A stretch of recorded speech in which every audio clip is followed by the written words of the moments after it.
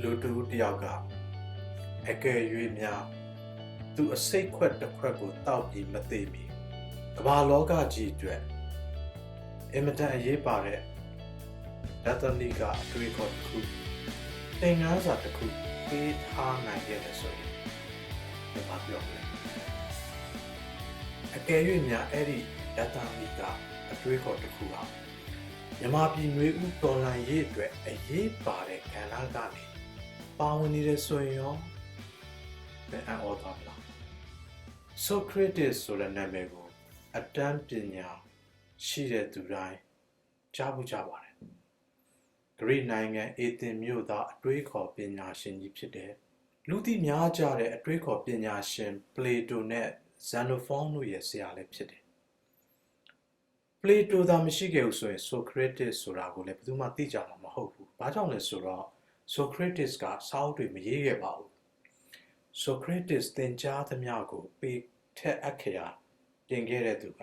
ပလေတိုပဲဖြစ်တယ်။ Socrates ကိုအနောက်နိုင်ငံများရဲ့ဒသနိကဗေဒဖခင်ကြီးလို့ခေါ်ဝေါ်သမုတ်သတ်မှတ်ကြတယ်။ခရစ်တော်မပေါ်မီ BC 488မှာမွေးဖွားခဲ့ပြီးတော့396မှာသေဒဏ်ပေးခံရပြီးတော့ကွယ်လွန်သွားခဲ့တယ်။သူနဲ့ခေတ်ပြိုင်အေသင်မြို့ကကြပြဆရာကြီး Meletus ကဖျားတရားမဲ့ခြင်းနဲ့အေသင်မြို့ကလူငယ်တွေကိုစိတ်တက်ပြပြားစေခြင်းအမှုနှစ်ခုနဲ့တရားစွဲဆိုခဲ့တယ်။အဲ့ဒီအပြစ်မှုနှစ်ခုနဲ့ပဲသေဒဏ်ပေးခြင်းခံခဲ့ရတယ်။သူရဲ့တရားစီရင်ခံတဲ့နောက်ဆုံးဘလို့အသက်ထွက်သွားသလဲဆိုတာကိုပလေတိုကဇလန်းတပုတ်လိုရေးသားဖော်ပြခဲ့တယ်။ပလေတိုရဲ့ရေးသားချက်အရာSocrates ရဲ့အမှုကြားနာခြင်းကတရက်သာကြာခဲ့ပြီးတော့ဂျူရီလူကြီးများရဲ့မဲပေးဆုံးဖြတ်ချက်အရာပြစ်မှုထင်ရှားခဲ့ပြီးတော့သေဒဏ်ကိုလည်းအဲ့ဒီဂျူရီလူကြီးတွေကပဲအကြံပြုခဲ့တာဖြစ်တယ်။သေဒဏ်ကတော့ Hemlock လို့ခေါ်တဲ့အပင်ရတဲ့အစိတ်ရည်ကိုတောက်ပြီးတော့သေစေခဲ့တာဖြစ်တယ်။သူမသေမီမှာသူ့ရဲ့တပည့်တွေနဲ့မိတ်ဆွေတွေကအနားမှာနေခွင့်ရခဲ့တယ်။သူ့ကိုအေသင်မြို့ကနေပြီးတော့ထွက်ပြေးသွားဖို့အတွက်စီစဉ်ပေးခဲ့ပေမဲ့ Socrates ကသေခြင်းကိုနောက်ဆုံးသူသင်ကြားရမယ့်သင်ခန်းစာတစ်ခုအဖြစ်မှတ်ယူပြီးတော့လိုချင်တဲ့သေဒဏ်ကိုခံယူခဲ့တာဖြစ်တယ်။ Louis David ဆိုတဲ့ပြင်သစ်ပြည်ကြီးဆရာကြီးက Socrates ရဲ့သေဒဏ်ခံရတဲ့ပုံကို1989မှာရေးသားခဲ့တယ်။ Socrates ကနောက်ဆုံးသူအစိတ်ခွက်ကိုမတောက်မီကဘာကြီးအတွက်အရေးပါတဲ့သင်ခန်းစာတစ်ခုကိုသင်ကြားပေးခဲ့တယ်။သူကမိမိရဲ့အော်တဘာစိတ်ကိုစစ်ဆေးခြင်းမရှိဘဲနေထိုင်ခြင်းကတန်ဖိုးမရှိတဲ့ဘဝဖြစ်တယ်လို့ဆိုခဲ့ပူတယ်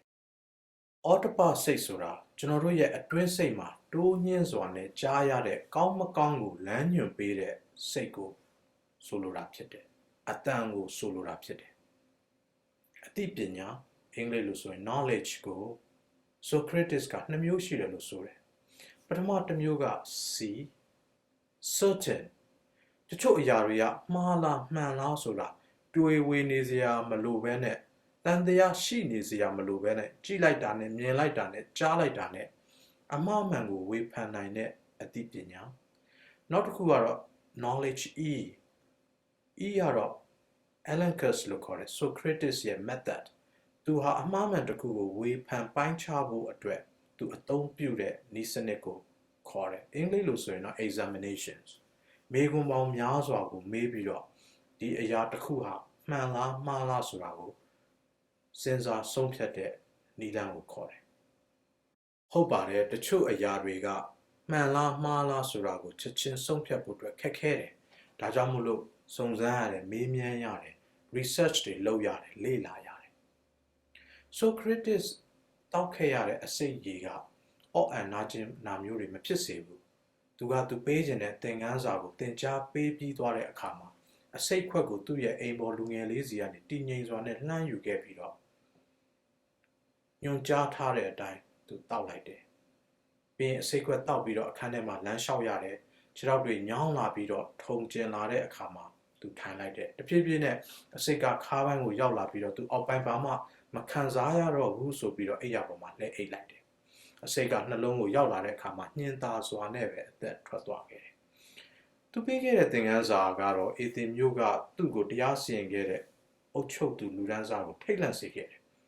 ဘာကြောင့်လဲဆိုတော့သူ့ရဲ့တည်ခြင်းကနေပြီးတော့အေသင်မျိုးကလူငယ်တွေဟာပို့ပြီးတော့အသိပညာကိုတန်ဖိုးထားအမှန်တရားအတွက်နိုင်ငံအတွက်စွန့်လွတ်စွန့်စားရတဲ့သူတွေဖြစ်လာကြတယ်။ Socrates ကသူတေကန်ဒီအချိန်မှာအနားမှာရှိတဲ့သူတွေကို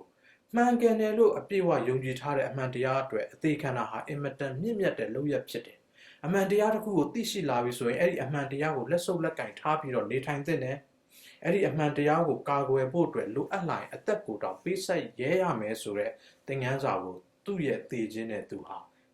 သင်ကြားပေးခဲ့တာဖြစ်တယ်။သူဟာနောက်ဆုံးအစိတ်ခွက်ကိုတောင်းယူပြီးတော့တီတီနဲ့ရဲရဲဝုန်းဝန်းနဲ့အစိတ်ခွက်ကိုတောက်ချလိုက်တယ်။သူပေးခဲ့တဲ့သင်ခန်းစာကြောင့် Socrates သင်ကြားသမျှအရာတွေကိုအေသင်မျိုးကလူငယ်တွေကတန်ဖိုးထားပြီးတော့လိုက်နာခဲ့ကြတယ်။အနောက်နိုင်ငံရည်ကြည်မှုတရက်ခိုင်မြဲစွာပေါ်လာဖို့အတွက် Socrates ရဲ့သင်ခန်းစာတွေဟာ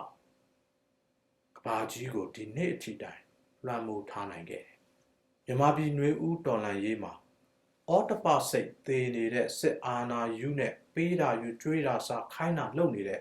စစ်တမ်းလျားကလူဒန်းစားတစုဟာအသိပညာစီ knowledge certain knowledge ဆိုတာလည်းမရှိဘူးအသိပညာ Alencus တခုခုကိုမှန်လားမှားလားဝေဖန်ပိုင်းခြားတယ်ဆိုတာလည်းမရှိဘူးသေနေတဲ့သူတို့ရဲ့အော်တပစိတ်တွေကြောင့်လူမဆန်တဲ့မိစ္ဆာတွေဖြစ်နေကြတယ်လူငယ်ပေါင်းများစွာနဲ့နိုင်ငံသားပေါင်းများစွာကတော့အမှန်တရားတစ်ခုအတွက်အသေးခံတာဟာမြင့်မြတ်တဲ့ဆိုတဲ့ယုံကြည်ခြင်းနဲ့တိုက်ပွဲဝင်နေကြတယ်။ဘယ်ဘာသာဝဲကိုယ်ွယ်စစ်ဆေးခြင်းမရှိတဲ့အော်တပစိတ်ဟာအမှန်တရားကိုမမြင်နိုင်ဘူး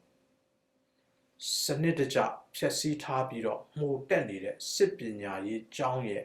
သင်ကြားမှုတွေကခိုင်းသမျှလုပ်မယ်ဆိုတဲ့နွားတာအကျင့်တွေနဲ့